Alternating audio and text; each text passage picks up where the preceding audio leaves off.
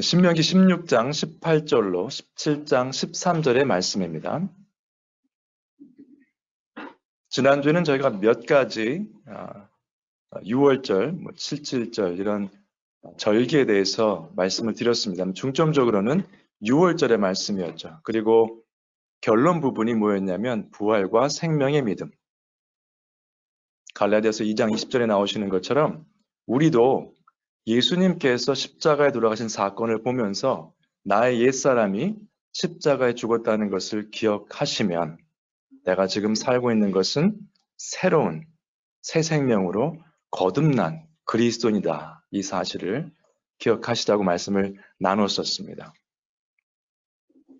오늘 본문은 몇 가지 다른 얘기도 있지만은 중점적으로 재판장들과 지도자들에 관한 내용입니다.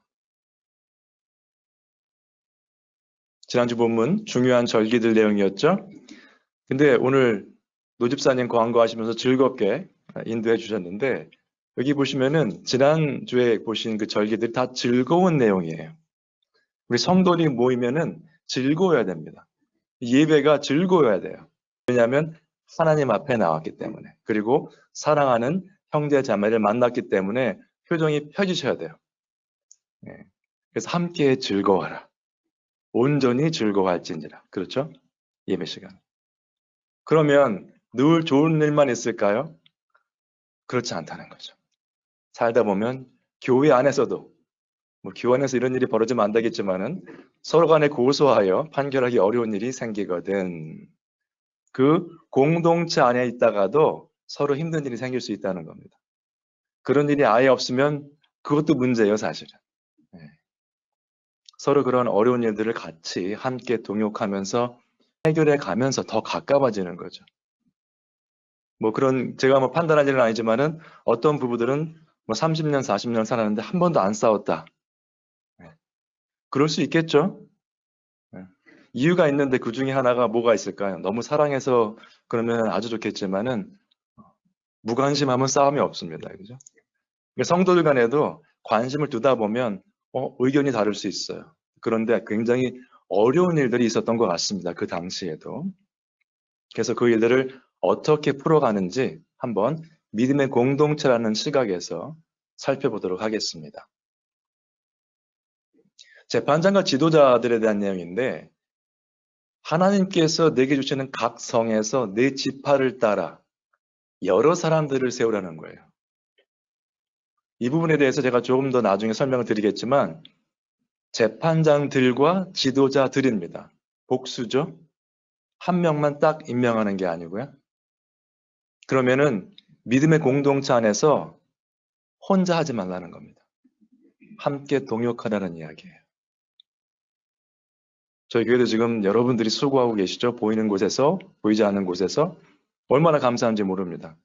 그래야 이 공동체가 살아납니다. 우리의 몸도 겉으로 보시기엔 제가 지금 말을 하고 있습니다만 속에서 지금 막 여러 가지 일들을 하고 있겠죠. 피도 움직여낼 것이고 몸의 온도도 조절하고 그런 일들이 있기 때문에 제가 지금 이렇게 말씀을 전할 수 있는 겁니다. 저희 교회도 살았고 운동이라는 말씀 안에서 저희 지체도 살아 있어야 되겠죠. 함께 협동하면서 각 성에서 내 지파를 따라 재판장들과 지도자들을 둘 것이라.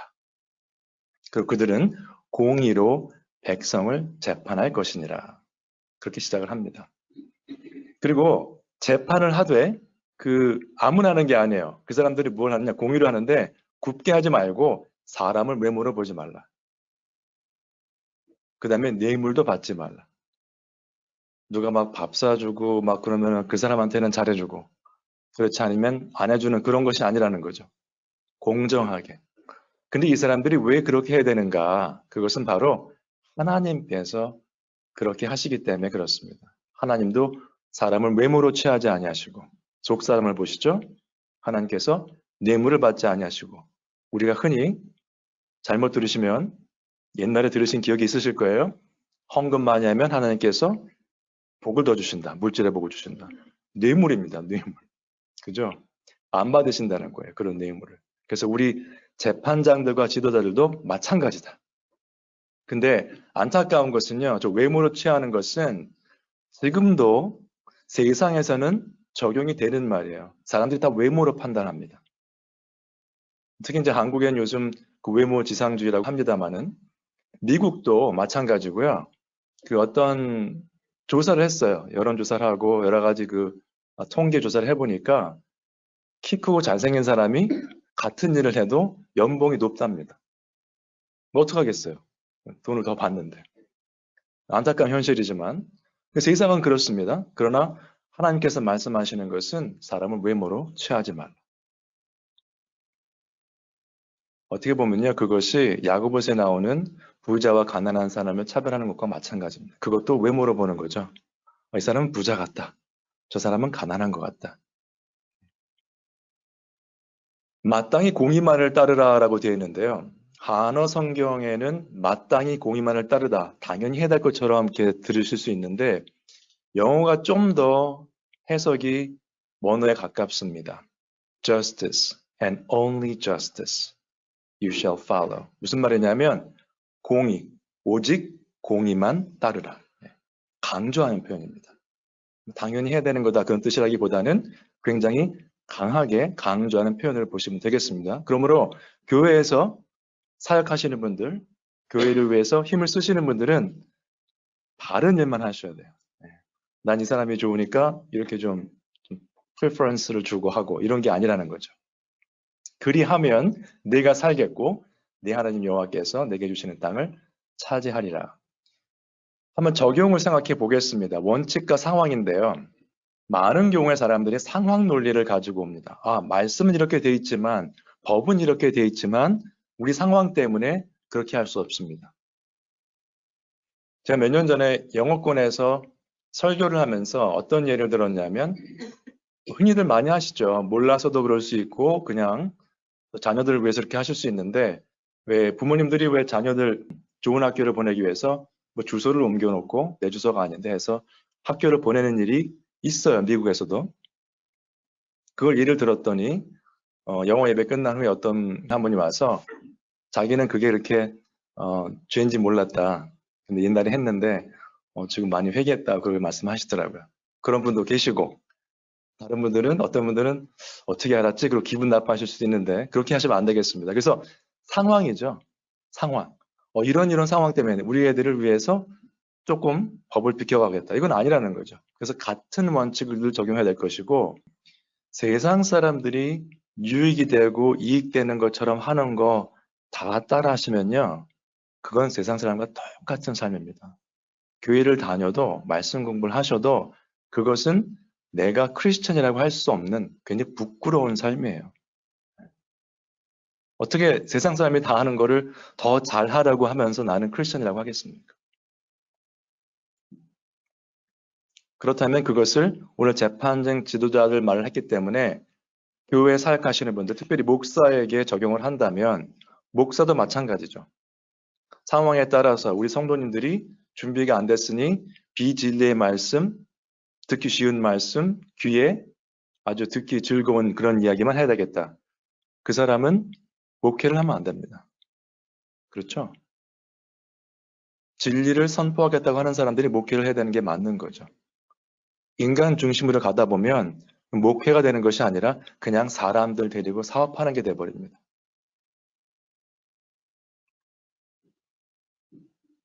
그리고 갑자기 재판장 지도자 얘기를 하다가 21절부터 17장 7절까지의 말씀은 내용이 확 바뀌어버립니다.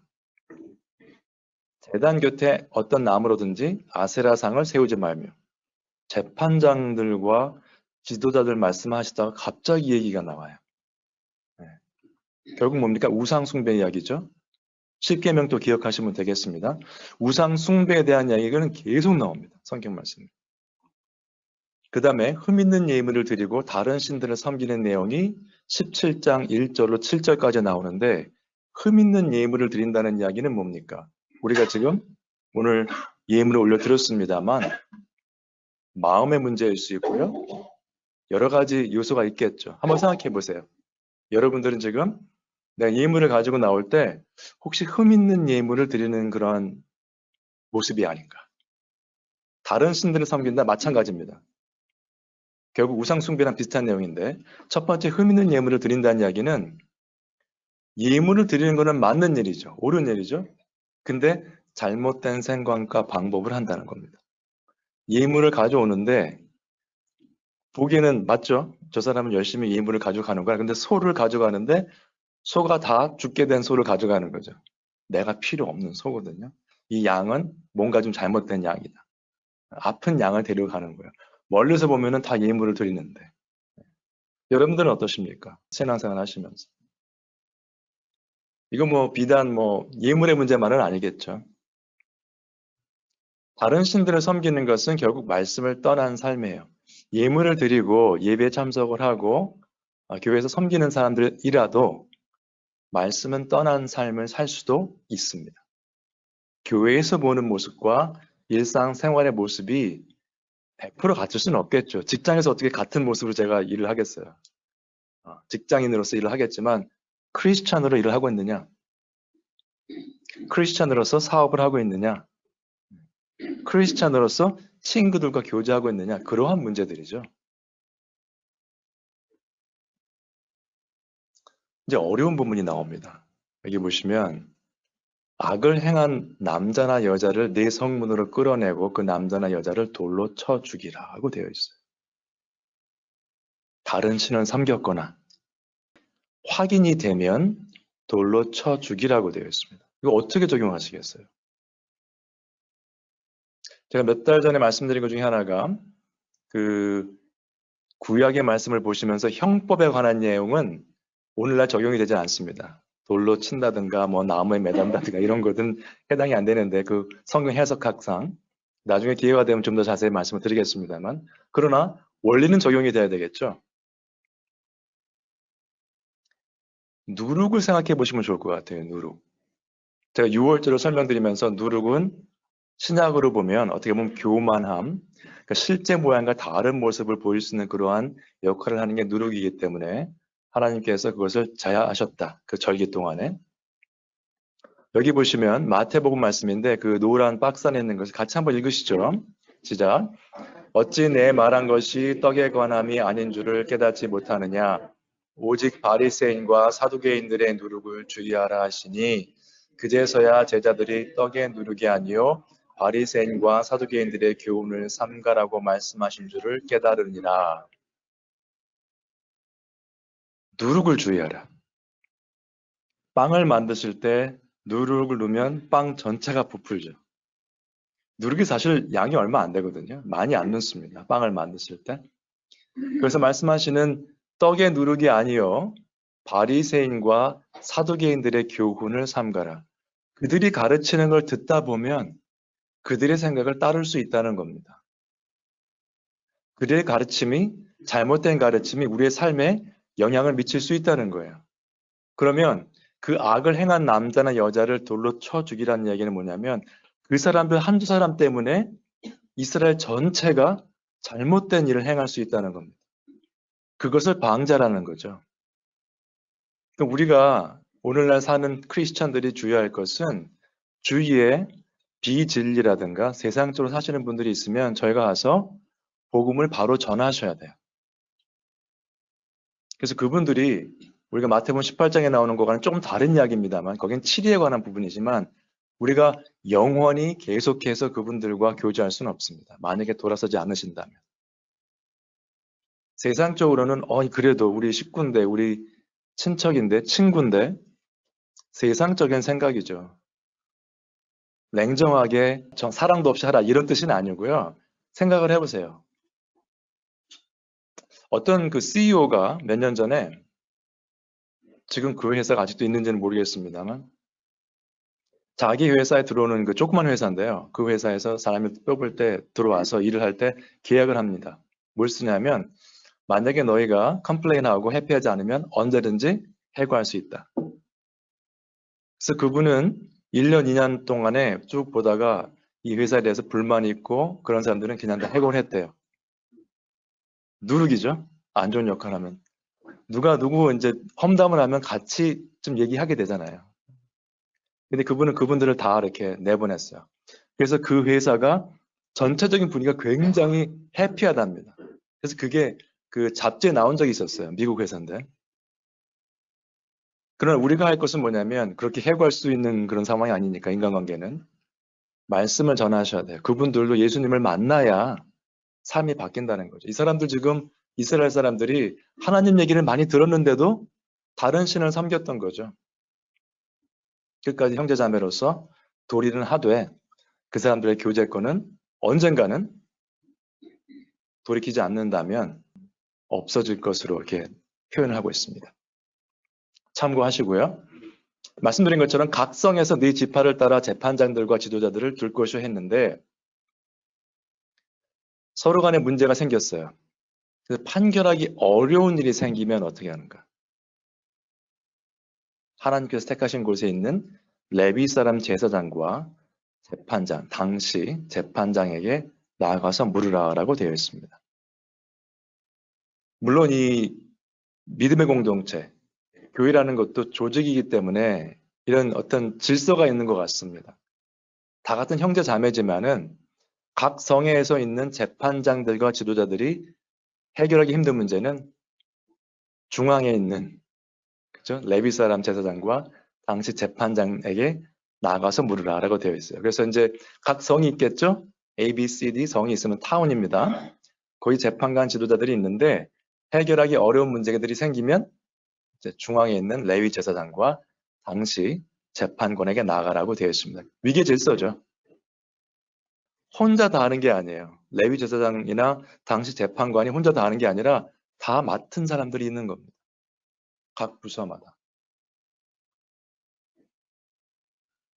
그래서 성경 말씀에 전도서도 말씀에 나와 있죠. 두 사람이 한 사람보다 나음은 그들이 수고함으로 좋은 상을 얻을 것임이라. 글쎄요. 큰 교회, 작은 교회 할 것 없이 비슷한 것 같아요. 저도 섬기던 교회가 상당히 큰 교회였기 때문에 보면은 큰 교회도 보면요. 성가대 하다가 순장반 가고 무슨 뭐 주차 봉사하고 가면요. 다 똑같은 분들만 봐요. 새로운 분들이 봉사하는 게 아니라 다 하시는 분이 이것저것 사역을 하시더라고요. 섬기시더라고요. 뭐 작은 교회도 비슷한 것 같습니다. 그렇다고 해서 다 한 분 한 분 다 뭘 해야 되는 건 아니겠지만 그래서 어쨌든 혼자 하는 것보다는 두 사람이 낫다는 거 표현이 있고요. 그 다음에 여기도 보시면 이것은 뭐 신학에 보시면 곳곳에 나오고 특별히 로마서 16장을 보시면 거기는 완전히 리스트가 나와 있죠.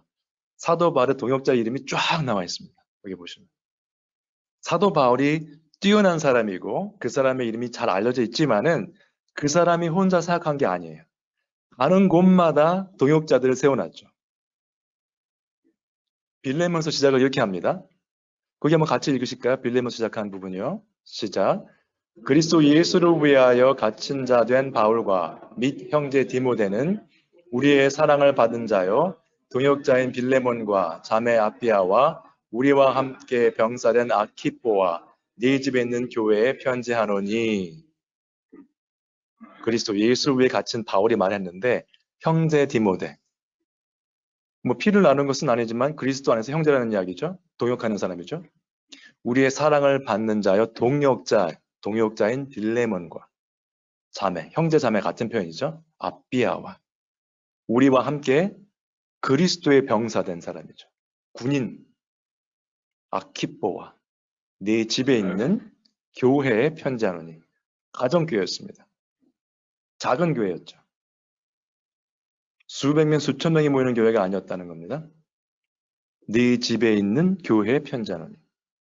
거기에 모이는 사람들, 믿음의 성도들, 형제 자매들은 다 교회죠. 여기 이 본문만 보시더라도 사도 바울은요, 전체와 함께 일한 사람이었어요.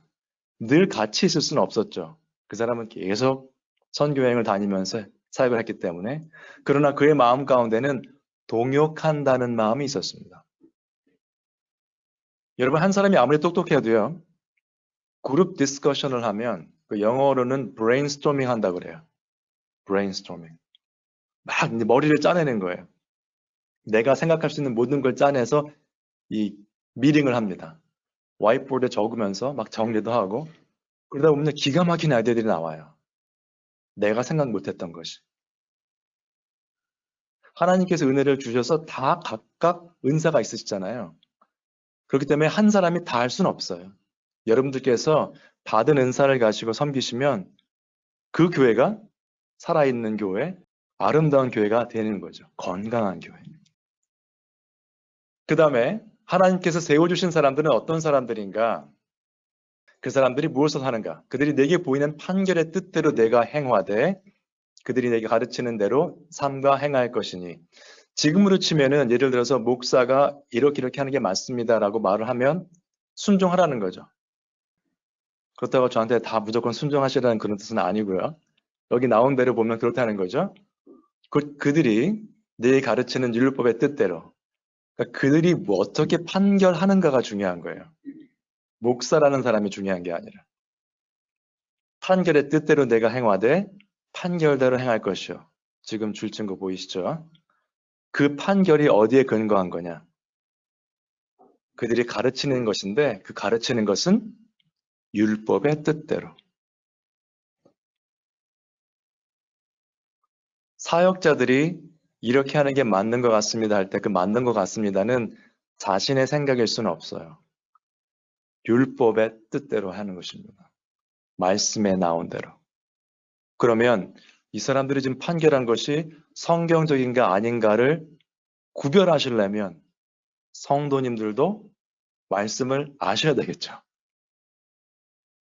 세상의 진리인지, 세상에서 말하는 성경의 진리인지를 구별을 하셔야 이 사람이 지금 성경적인 말을 하는구나, 세상의 지혜로운 말을 하는구나 구별을 하셔야 돼요. 그래서 성경적으로 하나님의 뜻대로 말씀을 전했구나, 그 말씀대로 판결했구나 하면 가르치는 대로 삼가 행할 것이니. 영어 성경에는 be careful to do. 조심해서 다 따라하라는 겁니다. 그들이 내게 보이는 판결을 어겨 좌로나 우로나 치우치지 말 것이니라. 말한 대로 그대로 하라는 거예요. 왜? 그게 하나님의 말씀이고 하나님의 뜻이 그들을 통해서 선포되었기 때문에. 내가 그 목사를, 그 사역자를 존경하는 마음이 있어서라기보다는 그들이 말씀을 전하기 때문에 당연히 그 말씀을 따라간다는 거죠. 아까 보여드렸던 도표죠. 각 성의 재판관이 있다가 어려운 일이 생기면 하나님께서 정하신 곳에 있는 레위 제사장과 당시 재판관한테 가서 물어보라. 그들이 판결하면 그 판결하는 대로 지키라. 근데 그 판결은 결국 어디서 나온 겁니까? 율법의 뜻, 하나님의 말씀에서 나오는 겁니다. 그러므로 각 성에 있는 사람들이 됐든지 백성들이 됐든지 그들이 순종하는 것은 하나님의 말씀입니다. 하나님께서 세우신 사람들이 있죠, 중간중간에. 그들은 말씀을 전하는 역할만 하는 것뿐이에요. 말씀을 제대로 전하는가 아닌가 그 차이입니다. 궁극적으로 우리는 그리스도를 따라가는 그리스도의 백성들이죠, 사실은.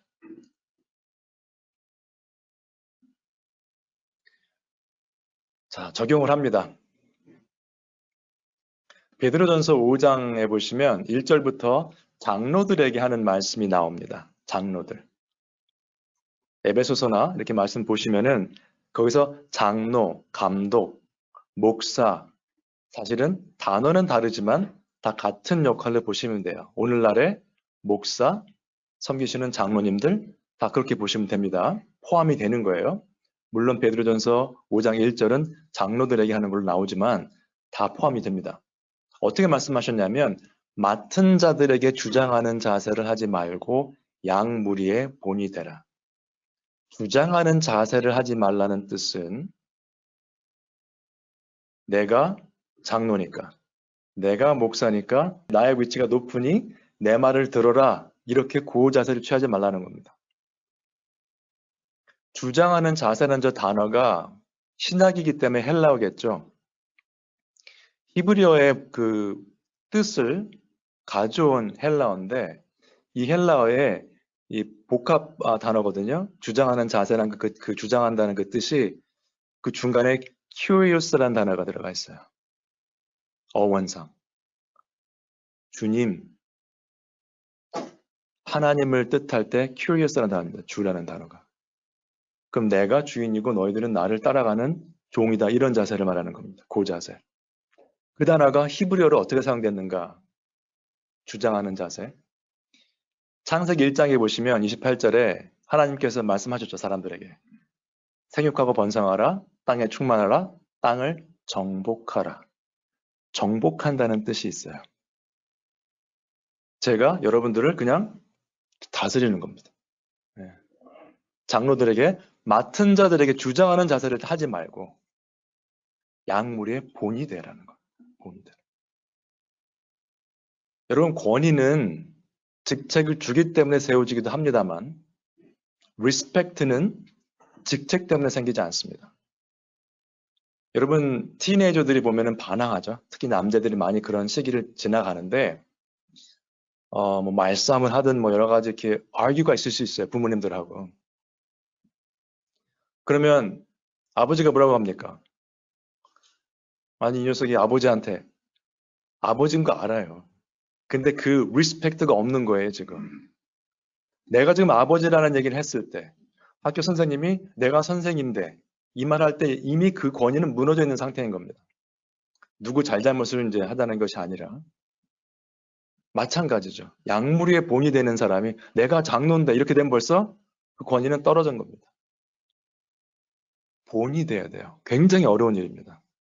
누구에게 지시하는 것은 어떻게 보면 쉬워요. 자녀들에게 이렇게 해라 저렇게 해라는 건 쉬운데 아이들이 와 우리 아빠는 우리 엄마는 다른 것 같아. 리스펙트를 earn 하는 거는 상당히 어렵습니다. 특히 친한 사람들한테. 장모님들 역할이 참 힘든 역할이에요. 양무리의 본이 되라. 목사 포함. 그렇죠?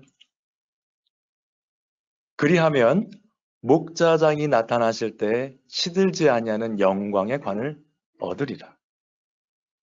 양무리의 본이 되면 어떻게 될까요? 양들이 그 본이 되는 분을 쫓아가겠죠. 닮아가려고 하겠죠. 그럼 그들도 다른 사람들의 본이 될 수 있어요. 쟤네들은 다르다. 그렇죠. 저 성도님들은 다른 것 같다. 목자장. 예수님을 목자장으로 표현했습니다. 영어 성경에는 Chief Shepherd. 그러니까 하나님께서 세우신 목자들이 많아요. 장로님들, 목사님들 이런 분들이겠죠. 근데 그분들의 Chief, 제일 높은 분은 예수 그리스도. 각 성에는 재판관들과 이런 사람들이 결정 못하면 위에 올라가지만 그 사람들이 결정하는 것은 하나님의 말씀에 근거한 것이다. 이 양떼를 갖다 맡겨주셨는데 각 교회마다 그분들이 리드는 하지만은 그분들이 또 따라가는 건 누구냐? 예수 그리스도라는 거죠. 그리하면 목자장에 나타나실 때 영광의 관을 얻으리라. 근데 이것은 교회에 있는 장로나 목사에게만 해당되는 말씀이 아니고요. 우리 모두에 해당이 됩니다. 삶 가운데 본이 돼야 돼요.